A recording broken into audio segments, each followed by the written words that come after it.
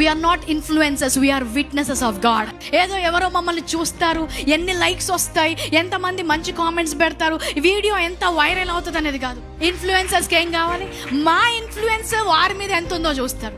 మేమెవరము? సాక్షులము. ఆయనని ఈ లోకానికి ఎంతగా చూపెట్టాలన్నదే మేము చూస్తాం. అందుకనే వాక్యం బోధించేది కేవలం సోషల్ మీడియా ప్లాట్ఫామ్లు మాత్రమే కాదు. మీరు చూసిన దానికంటే చూడని ఎంతో జరుగుతుంది. ప్రతిరోజు సువార్త బోధించబడుతుంది. హాస్పిటల్స్కి వెళ్తాం, జైల్లోకి వెళ్తాం, వీధుల్లోకి వెళ్తాం, హాస్టల్స్లోకి వెళ్తాము, ఏ మాల్స్లోకి వెళ్తాం, ఎక్కడ అవకాశం దొరికితే అక్కడ ప్రతిరోజు సువార్త బోధించబడుతూనే ఉంటుంది. ఎవరు చూసినా చూడకపోయినా, ఎవరు ఏదో అన్నా అనకపోయినా దేవుని కొరకు సాక్షులై ఉండటం మేము మానము.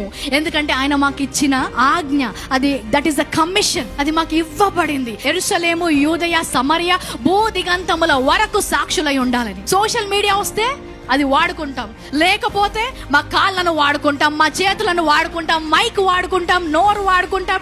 ఏమీ లేకపోతే అక్కడికి వెళ్ళి కనీసం ఒక స్టిక్కర్ మీద రాసి వస్తాం. ఏది ఉంటే అది ఒక సాధనంగా వాడుకుంటాం.